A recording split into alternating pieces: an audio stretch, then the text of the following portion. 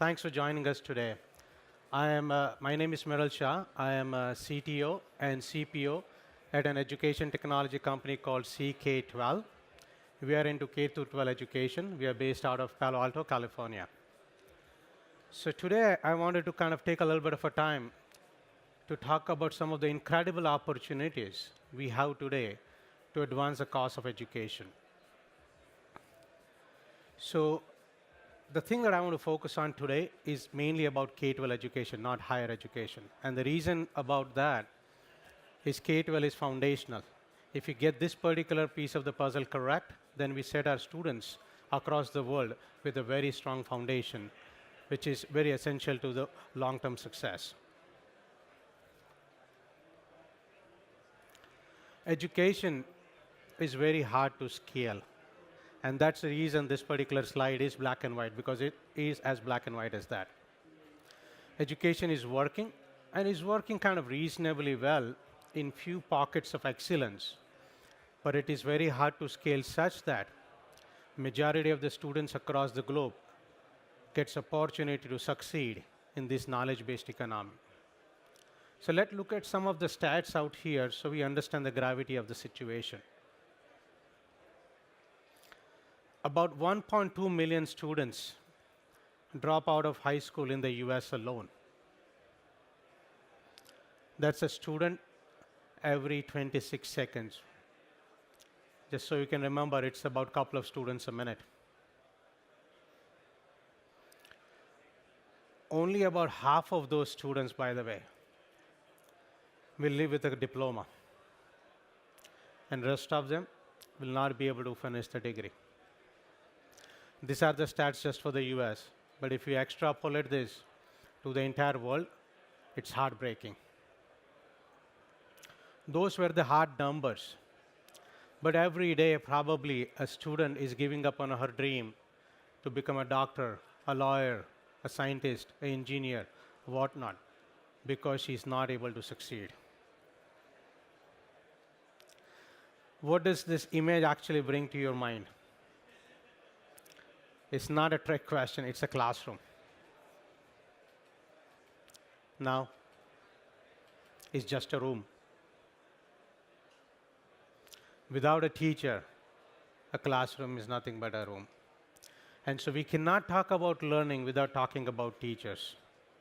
We have to talk hand in hand. But the problem is, teachers are pillars of our education system. And the problem is there are not enough of those. There is an acute shortage of teachers in US and globally. You might be surprised by this, but in many rural areas, there are no teachers, none. This leads to very high student-to-teacher ratio.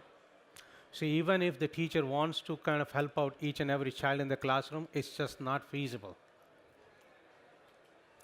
And as in every profession that we have, not all teachers are equal. Some of them are master teachers, and a lot of them are not.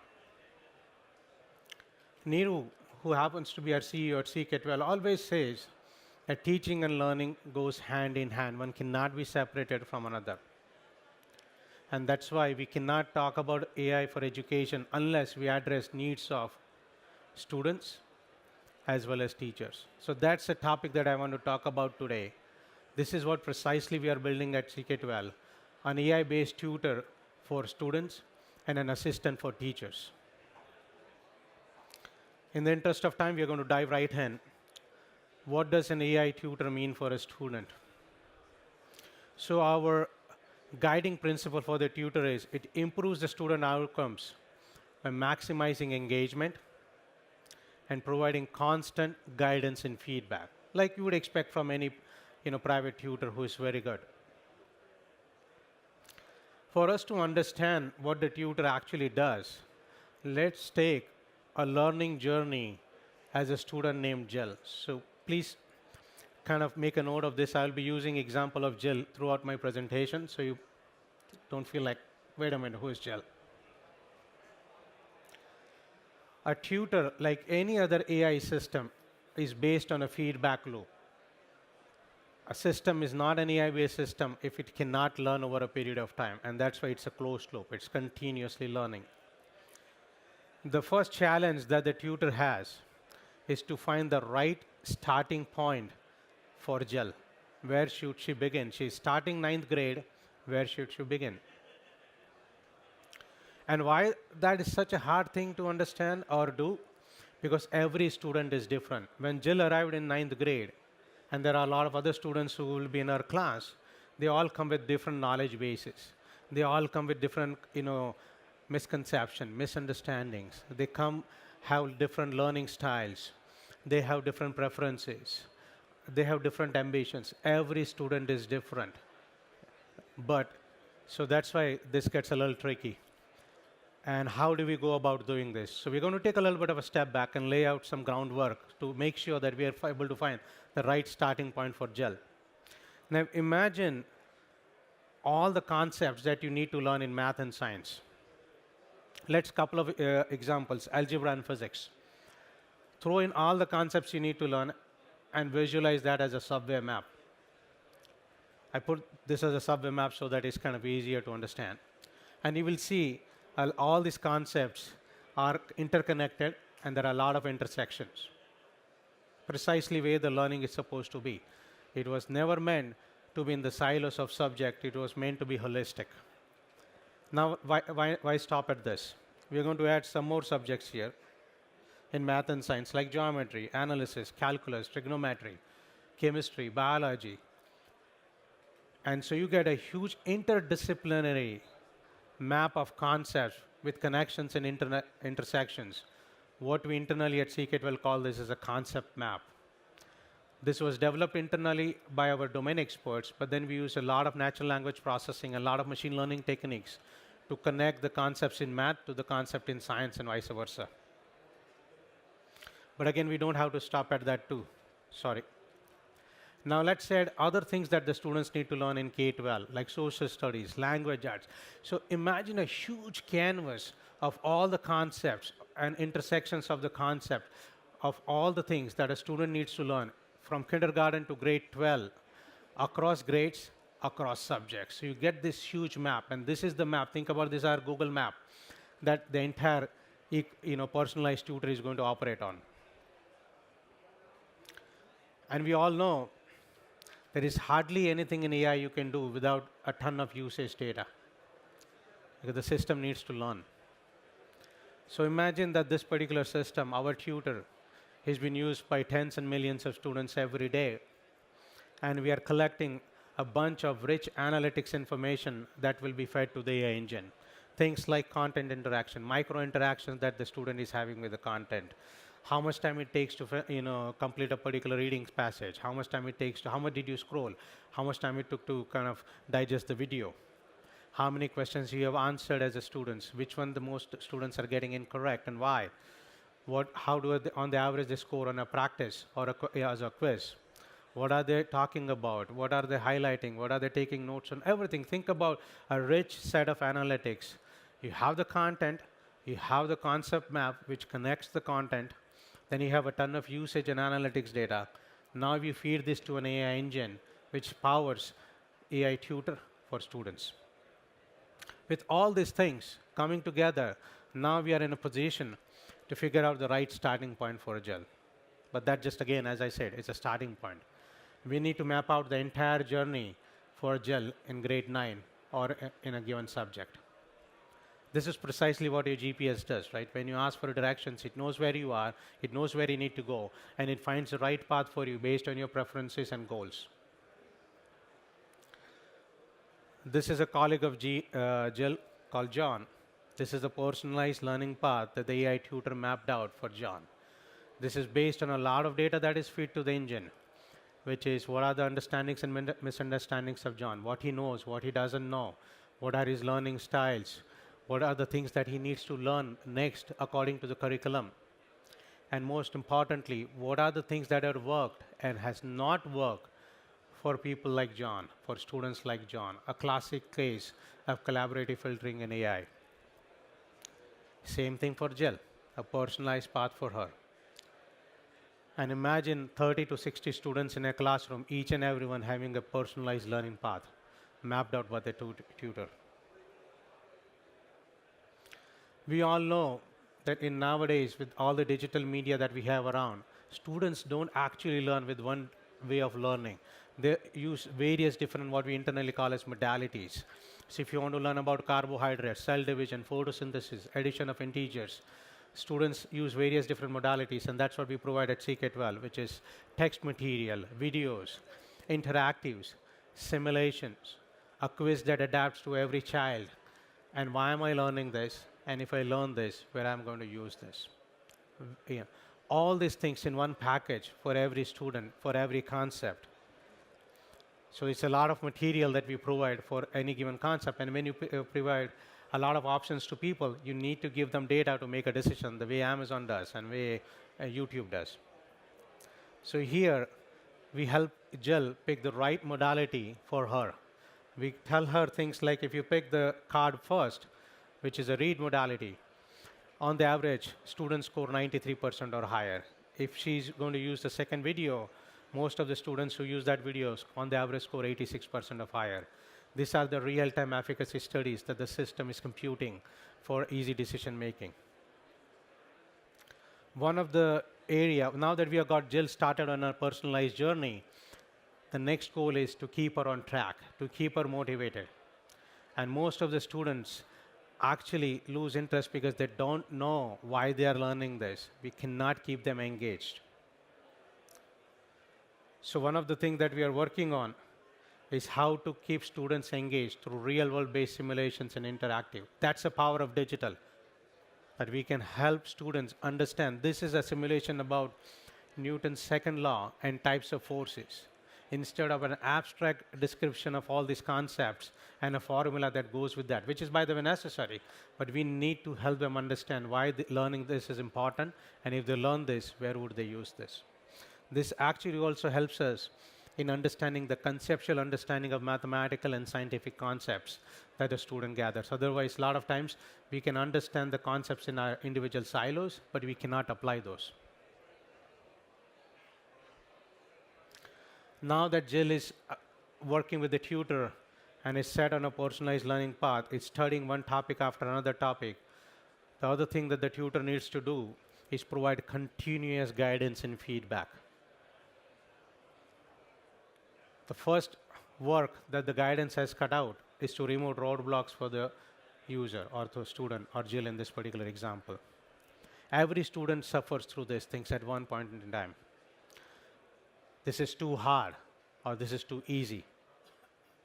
Why did I get this particular question wrong? I have a question right now. Can somebody help me answer this? This is boring. And again, why am I made to learn this? And if I learn this, how am I going to use this? So the tutor is going to help Jill go through each and every roadblock and support her. So let's kind of figure out how, one by one. This is about when the student finds things are either too hard or too easy. We lose a lot of students at this point, by the way. So the goal of the tutor is to match the student, a given student, with the right level of difficulty. We need to provide our content in various difficulty levels. And one day, AI capabilities will mature enough that it can rewrite the existing content using different lexile level. A lexile level is nothing but a measure of how difficult the text material is. The other roadblock is like, why did I get this question incorrect? It's very discouraging and demoralizing when, as a student, you get a lot of questions that are incorrect.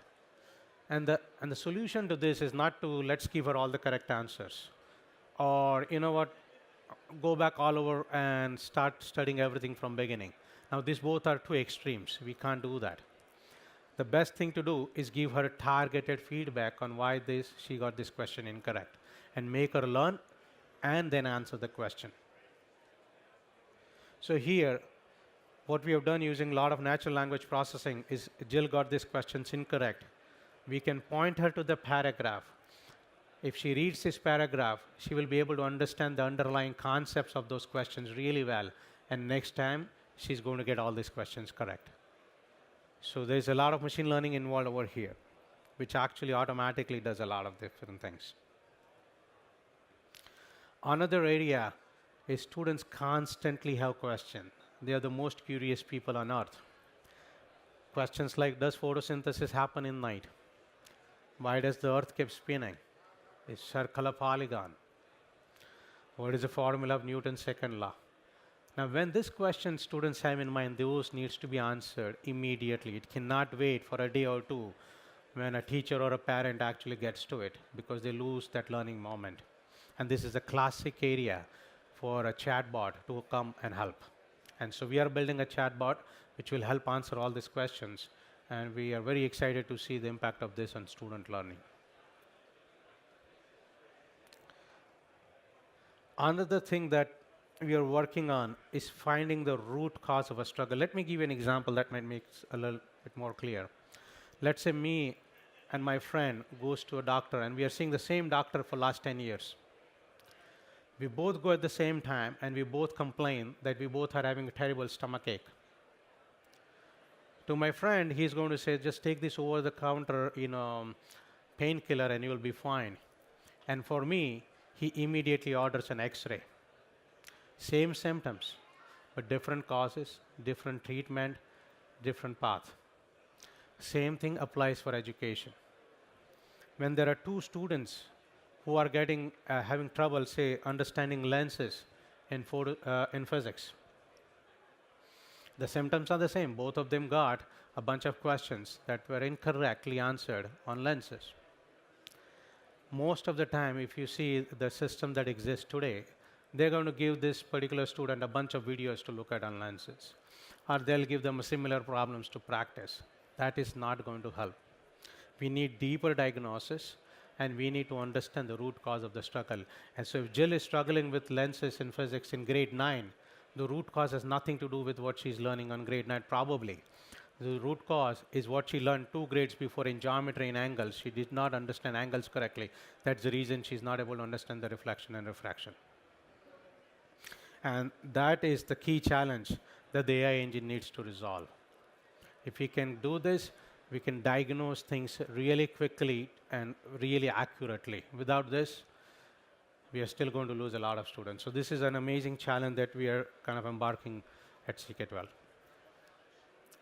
There are other areas that deeper diagnosis is possible with AI.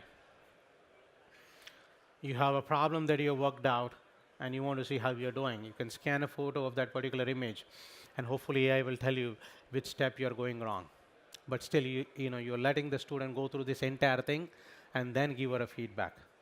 Other thing you could do is better handwriting recognition. If we had a better handwriting recognition, instead of waiting for the student to complete the entire problem, we could have intervened at step 2 and said, well, this is where you're going incorrect, so she's not set for failure.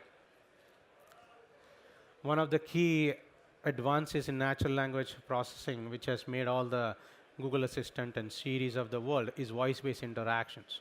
And using voice-based interactions is another avenue where we can find some of the deeper misunderstanding that the student has, and not just using the keyboard and the mouse. And there are many more areas like that.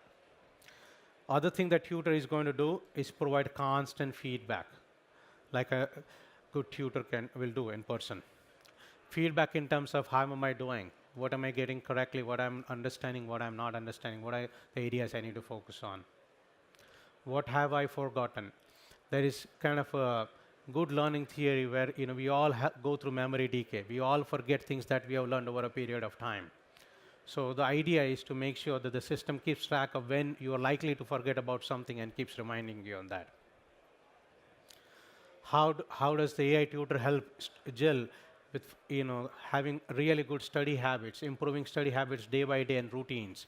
Because if you have good study habits, half the battle is solved. Some of the things that you see in consumer products like Siri trying to learn your routines, Google Assistant trying to learn your routines and kind of suggest you when you want to travel, when you don't want to travel and stuff like that. And most importantly, foster collaboration between teacher and the fellow students. Because a lot of good feedback you get from human beings, you just don't need machines to give you all the feedback. Now that we have set Jill and the tutor is helping Jill with constant guidance and feedback. Remember that tutor itself is learning from all these interactions with Jill in terms of diagnostics, in terms of giving constant feedback and remediation. So tutor is constantly learning, and one of the key element of tutor is to course correct. Like your GPS will do, when you actually take a wrong turn, it will recalculate things on the fly, and that's what the tutor should do. When things are not going correctly, it recalculates, recomputes, and makes sure that Jill is always on the right track. So that was, a little bit of a talk around what an AI-based tutor for students looks like. Now let's spend a little bit of a time in talking about what an assistant can do for a teacher. And like we had an example of Jill, we're going to use an example of Ms. Smith as a teacher here in understanding what this assistant does. What we are actually trying to do in terms of assistant is what I call internally as, if you look at today's products, here is what a teacher gets on our dashboard. Here are all your students, here are all your assignments, and here are your scores. Now you do the math. You must have seen, like, when you get your bank statements, you see statements like, okay, you made 5 credits and you made 50 debits. Like, what do you do with that information? There is no meaningful insight over there. What you typically want from this kind of insights is, you need to kind of increase your income by 5% or 10%. Here are the 3 areas that you can save more money. Here are the alternatives that you can use, which will help you save more money. So the goal is to give better insights and not do what I call as a data vomit, which is like, here's all the data, now you figure it out. So that's what we are trying to do with the assistant for teachers, which give them meaningful insights. Institution knowledge, that's why it's very important. So many teachers every day are working in a given school. And if you roll that up to a district, if you roll that up to a state or a country, there are all these teachers who are working day in and day out. If we had all the data about what's working for them, what's not working for them, what curriculum choices they are making, what are the different, we are teaching different subjects, different topics, we can have all this institutional data available to be mined and to be shared with other fellow teachers, to be shared with, with parents and whoever is teaching the student. Now imagine Ms. Smith, she's going to start her 9th grade class and she's going to inherit a new batch of students. She has no understanding of these students because she had never met them before. So what typically happens is first few months, it's a trial and error to kind of understand where the students are, what are their misunderstandings, what are the things they are capable of learning, what are the things they need to work on before she can move on with her things. So there's a lot of their preferences. There's a lot of trial and error that goes on. But it doesn't have to be this way. If we had the institutional knowledge, if we know that every student in the school has used this particular system, if every teacher has used this particular system, the system has a rich analytics data, rich data that can be surfaced to the teacher in the form of really good insights. So she can make informed decisions like, this is the new batch of students that I'm getting. Here are the things they know. Here are the things they don't know. Here are the things I should not start on the first day of the classroom. Here are the things that they are ready to learn. Here are the things that they like. They like soccer. They like baseball. This group of students. So let me use more example that uses those particular sports.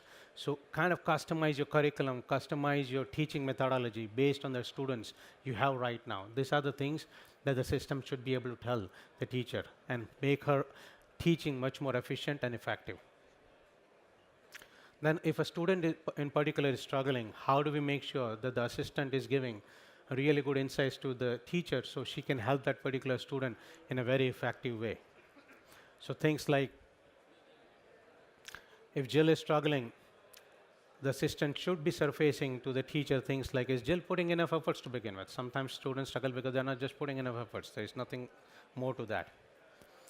But if she's struggling with few topics, why is she struggling and why? Remember, this is where the root cause is very important. She's struggling maybe because something she didn't understand few grades before. Predict what are the struggles that future struggles Jill will have in 9th grade. So you can start preempting those right now. What are her interests? Again, keep them engaged, keep them motivated. Use the examples or assignments that use things that she likes about, maybe soccer or baseball or any other sports that she might be liking or any other area, and many more. But the ultimate goal of the assistant for teacher is to improve her instructions, continuous, in real time. Things like what's working for my class, what is not working for my class. What made my past class so successful? What are the things I can leverage for my new batch of students that worked in the past? Would it work for my current batch of the students? If yes, what are those?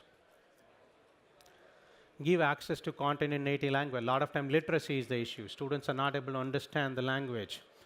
And if that's the case, this is a classic application of AI-based system like Google Translate that will automatically translate things into different languages.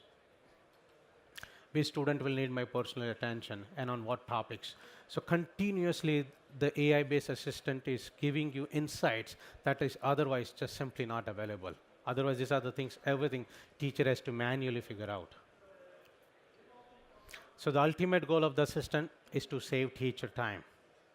Give her meaningful insights so she's more effective, she's more efficient, and save her time so that take things away like grading homework. The system can do that.